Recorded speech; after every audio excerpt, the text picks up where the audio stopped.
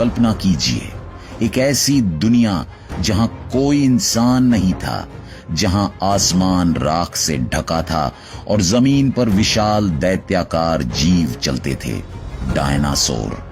वो 16 करोड़ सालों तक पृथ्वी के शासक रहे, लेकिन फिर एक पल में सब खत्म हो गया।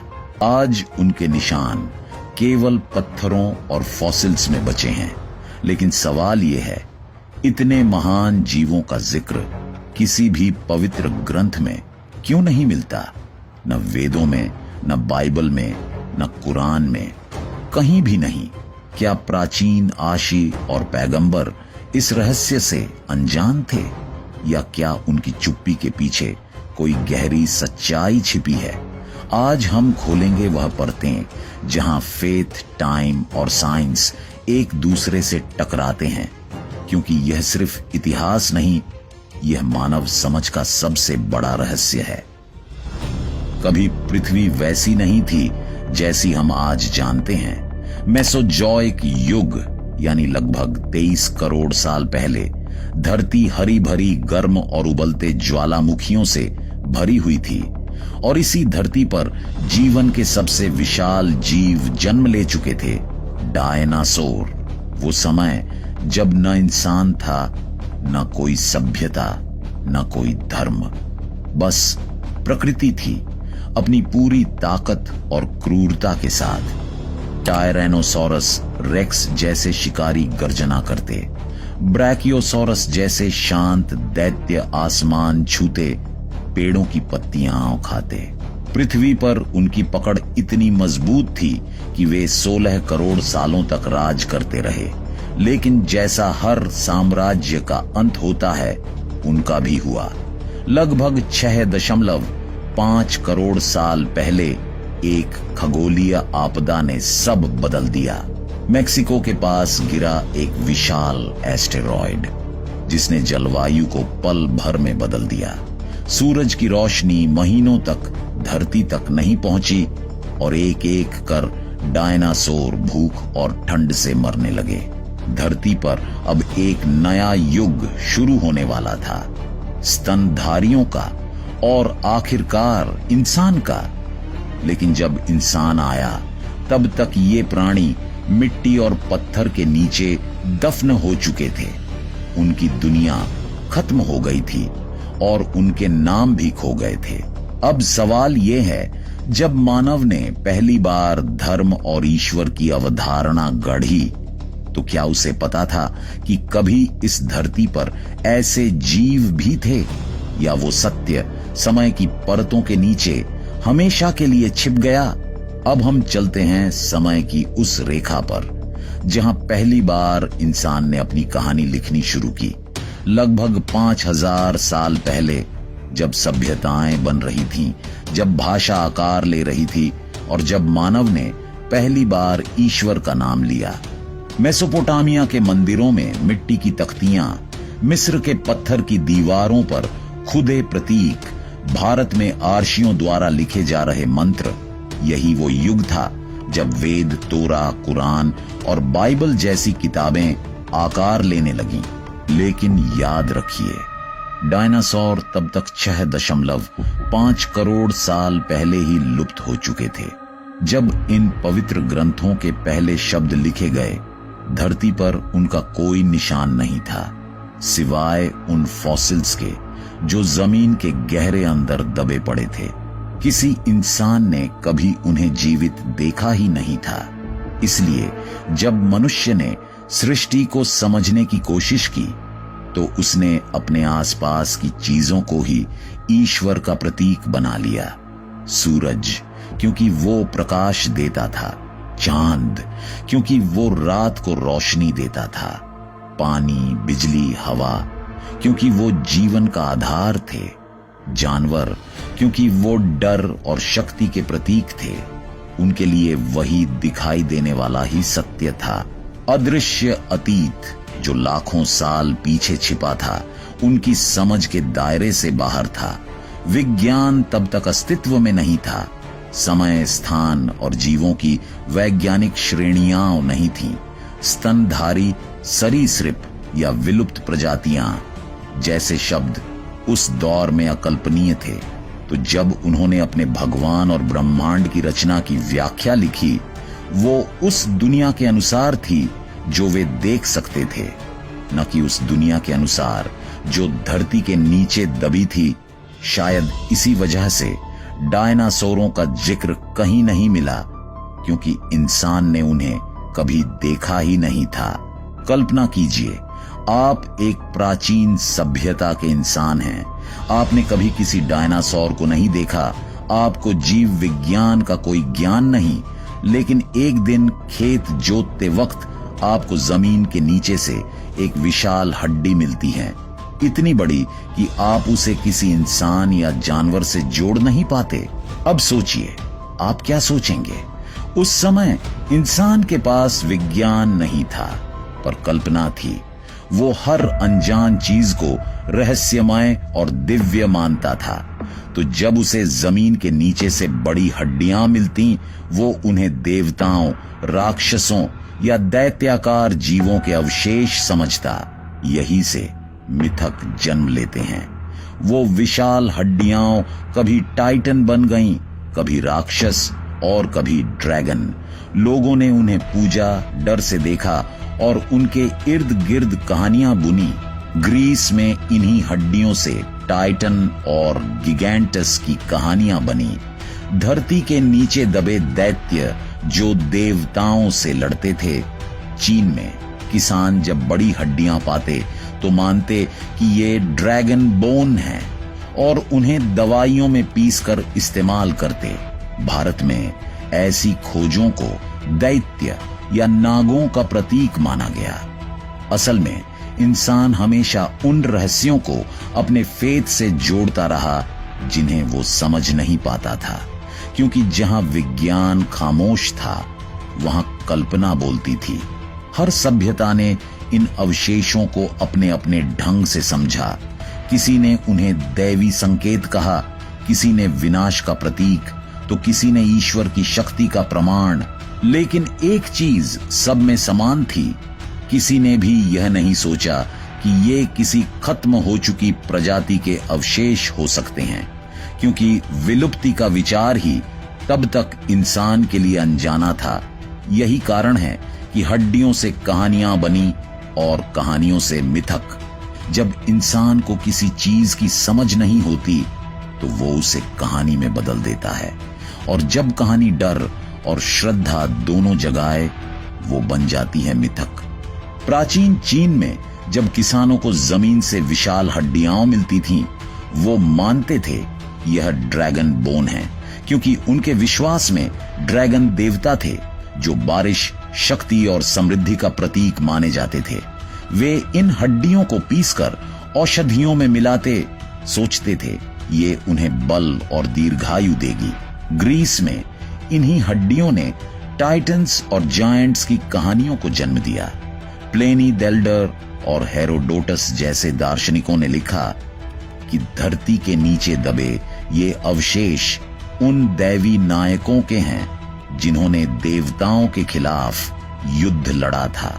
उनका मानना था कि कभी देव और दैत्य एक साथ इस पृथ्वी पर रहते थे।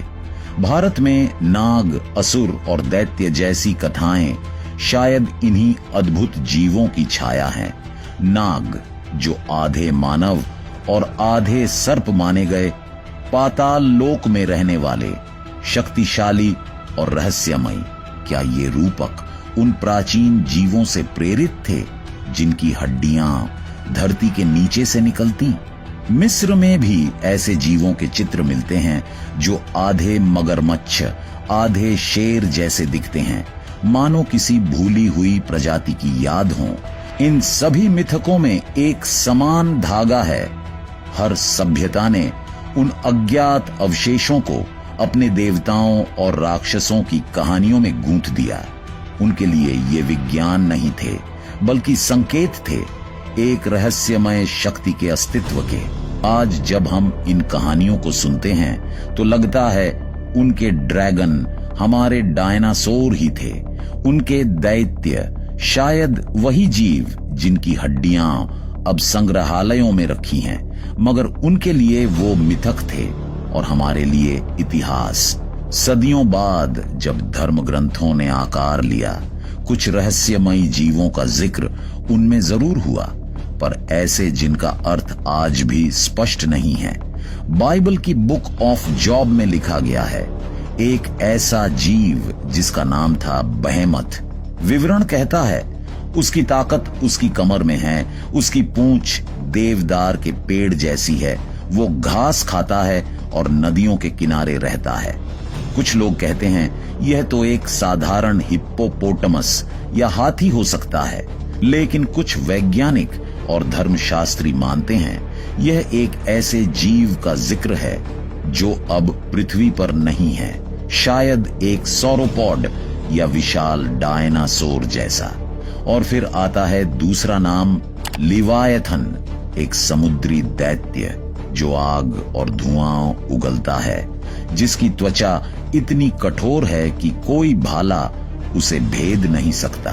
वो समुद्र की गहराइयों में रहता है और जब वह उठता है तो लहरें कांप जाती हैं। क्या यह किसी मिथकीय ड्रैगन की बात है या किसी भूले हुए समुद्री शिकारी जैसे मोसासॉरस का प्रतिबिंब? कई धर्मशास्त्रियों का मानना है कि यह जीव प्रतीकात्मक हैं, शक्ति, अराजकता और प्रकृति के डरावने पक्ष के प्रतीक। पर कुछ आधुनिक शोधकर्ताओं का मानना है शायद ये उन जीवों की गूंज हैं जिन्हें इंसान ने कभी देखा नहीं, पर जिनके अवशेष उसके आसपास जरूर थे। यह सवाल आज भी खड़ा है, क्या बहेमत और लिवायथन सिर्फ रूपक हैं या वो पुरानी दुनिया की झलकियां हैं जो हमारी समझ से बाहर थीं? क्योंकि जो इंसान देख नहीं सका वो उसे सिर्फ कहानी के रूप में ही व्यक्त कर सका। हर धर्म ग्रंथ अपने समय की दृष्टि से पृथ्वी की रचना और विनाश की बात करता है, लेकिन अगर ध्यान से देखा जाए तो इन पवित्र ग्रंथों में छिपे कई संदर्भ धरती के गहरे भूगर्भीय रहस्यों की ओर इशारा करते हैं। हिंदू वेदों में भी इसी तरह के संकेत मिलते हैं। ऋग्वेद में हिरण्यगर्भ यानी ब्रह्मांड के सुनहरे अंडे का जिक्र है जिससे सृष्टि का जन्म हुआ, और फिर प्रलय, एक ऐसा काल जब सब कुछ नष्ट हो जाता है, सिर्फ जल और अंधकार रह जाता है। क्या ये विवरण किसी प्रागैतिहासिक विनाश जैसे डायनासोरों की समाप्ति का प्रतीक हो सकते हैं? वेदों में नाग, असुर और दैत्य जैसे प्राणियों का उल्लेख भी है जो आधे मानव, आधे पशु या सर्पाकार थे। कई विद्वानों का मानना है शायद ये रूपक उन जीवों से प्रेरित हैं जिनके जीवाश्म प्राचीन आशियों के सामने आए होंगे, लेकिन जिनकी व्याख्या वे अपने धर्म और दर्शन के आधार पर कर सके। इन ग्रंथों ने विज्ञान नहीं लिखा, पर उन्होंने सृष्टि के रहस्यों को आध्यात्मिक भाषा में दर्ज कर दिया। शायद उन्होंने पृथ्वी के पुनर्जन्म की बात कही, बिना यह जाने कि उसके नीचे कौन सी सभ्यताएं दब चुकी थीं। सदियों तक इंसान ने फॉसिल्स को रहस्यमयी संकेत, ड्रैगन या देवताओं की निशानी समझा, लेकिन 18वीं सदी में कुछ ऐसे लोग आए जिन्होंने तय किया, अब कल्पना नहीं, साक्ष्य बोलेंगे। ब्रिटेन में एक साधारण पत्थर बेचने वाले की बेटी मैरी एनिंग समुद्र किनारे की चट्टानों में ऐसे अवशेष खोजने लगी जिन्हें देखकर दुनिया दंग रह गई। उसने खोजे इक्थियोसॉरस और प्लेसियोसॉरस के जीवाश्म, ऐसे प्राणी जो इंसान के इतिहास से बहुत पहले जीवित थे। वहीं एक और वैज्ञानिक गिडियन मैंटेल इंग्लैंड की मिट्टी में मिली एक विशाल दांत की हड्डी देखकर चकित रह गया। वो किसी घोड़े की नहीं बल्कि किसी अज्ञात दैत्य की थी। यहीं से शुरू हुआ डायनासोर की खोज का सिलसिला। सन 1841 में ब्रिटिश वैज्ञानिक सर रिचर्ड ओवेन ने पहली बार डायनासोरिया शब्द गढ़ा, जिसका अर्थ था भयावह छिपकली। यही वह क्षण था जब विज्ञान ने धरती की सबसे बड़ी भूली हुई कहानी को पहचानना शुरू किया। अब मिथक नहीं, पुरातत्व बोल रहा था। फॉसिल्स को मापा गया, उनकी उम्र जानी गई और पहली बार पता चला धरती अरबों साल पुरानी है और जीवन ने कई युगों में जन्म और विनाश दोनों देखे हैं। यह खोज केवल जीवाश्मों की नहीं थी, यह इंसान की सोच की सीमाओं को तोड़ने वाली थी, क्योंकि अब सवाल उठने लगा था, अगर ये जीव करोड़ों साल पहले थे तो फिर ईश्वर की रचना की कहानी में इनका स्थान कहां है?